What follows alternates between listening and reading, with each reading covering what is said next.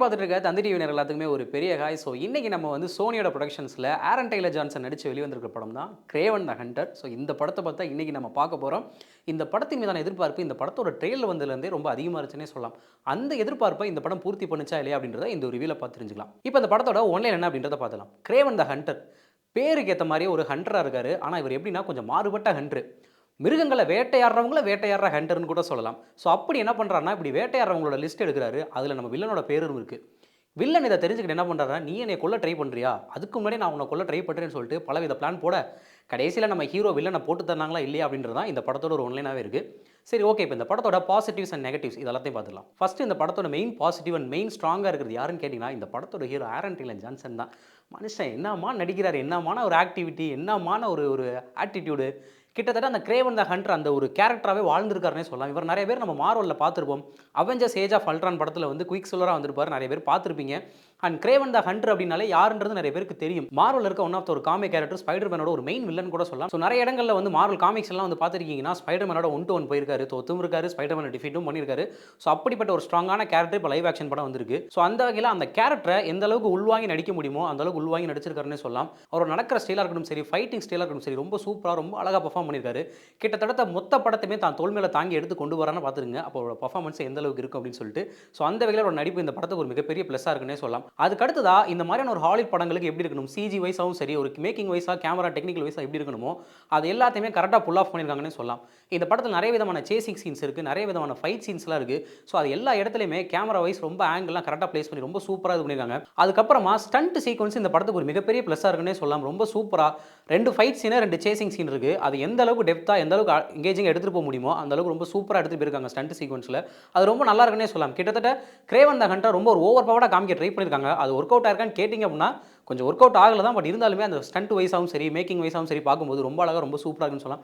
சிஜியுமே வந்து பார்க்க ஒரு டீசென்டான சிஜி ஒர்க்குன்னு கூட சொல்லலாம். ஒரு ஃபைட் சீக்வன்ஸ் இருக்குது, சிங்கத்தோட இருக்குது அண்ட் சிறுத்தையோடையும் இருக்குது. ஸோ இந்த 2 இடத்துலையுமே சிஜி எந்த அளவுக்கு டெவலப் பண்ணி ரொம்ப சூப்பராக ரொம்ப அக்யூரேட்டாக கொடுக்க முடியுமோ ரொம்ப அக்யூரேட்டாக கொடுத்துருக்காங்க. அது ரொம்ப நல்லா இருக்குன்னு கூட சொல்லலாம். அண்ட் அதுக்கடுத்து பார்த்தீங்க அப்படின்னா மிகப்பெரிய ப்ளஸ்ஸாக இருக்கிறது யாருன்னு கேட்டிங்கன்னா அவரோட அப்பா நடிச்ச ரசல் க்ரோ. ஸோ கிட்டத்தட்ட இவரும் வந்து படத்தில் வந்து எந்த அளவுக்கு பர்ஃபார்மன்ஸ் அள்ளி தெளிக்க முடியுமோ அந்த அளவுக்கு அள்ளி தெளிச்சிருக்காருன்னு சொல்லலாம். ரொம்ப சூப்பராக ரொம்ப அழகாக நடிச்சிருக்காரு.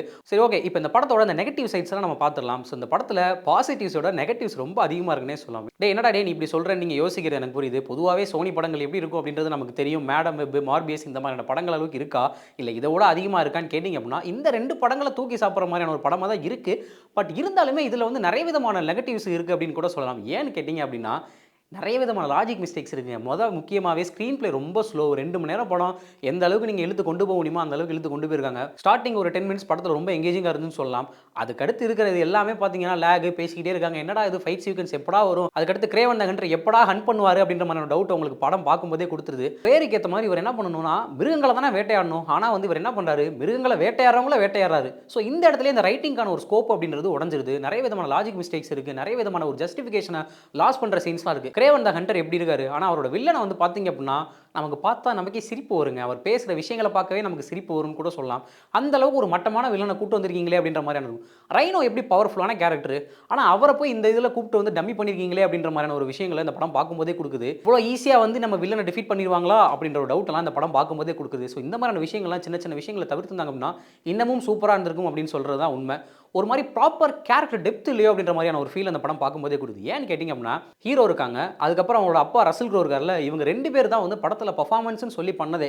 மற்ற எந்த கேரக்டர்ஸுமே மனசில் நிற்கலன்னு கேட்டிங்கன்னா அவங்களோட பர்ஃபார்மன்ஸ்லாம் எந்த அளவுக்கு இருக்குன்னு பார்த்துங்க. அதுக்கப்புறமா வந்து ஒரு ரைனோக்கு அவ்வளோ பில்டப்பை கொடுத்துட்டு அந்த ரைனோவை கொல்றதை நீங்கள் பார்க்கணுமே, அது என்னடா அது இப்பலாமாடா வந்து மேக்கிங் பண்ணி வச்சிருக்கீங்க, இப்பலாமாடா எடிட் பண்ணி வச்சிருக்கீங்களே அப்படின்ற மாதிரியான ஒரு ஃபீலை இந்த படம் பார்க்கும்போதே கொடுக்குது. அடுத்தது ஹீரோவுக்கும் வில்லனுக்கும் என்ன விதமான மோட்டிவ் இருக்குது, எதனால் வந்து வில்லன் வந்து நம்ம ஹீரோவை தேடி இப்போ கிரேவன் த ஹண்டரை போய் தேடி போய் ஹண்ட் பண்ண நினைக்கிறாரு, போட்டுத்தல் நினைக்கிறாரு அப்படின்ற விஷயங்கள்லாம் ரைட்டிங் வைஸ் ப்ராப்பராக கன்வே பண்ணலையோ அப்படின்ற மாதிரி ஒரு ஃபீலை கொடுக்குது. அவன் என்னை கொல்ல வரேன், நான் அவனை கொல்ல போகிறேன், இதுதான் வந்து கதை, இதுக்கேற்ற மாதிரி நீங்கள் எப்படி ரைட்டிங் பண்ண முடியுமோ அப்படி பண்ணுங்க, நாங்களும் போய் பார்க்குறோன்ற மாதிரியான ஒரு ஃபீலில் நீங்கள் நினச்சிட்டிங்க அப்படின்னா அதுதான் மிகப்பெரிய தவறு.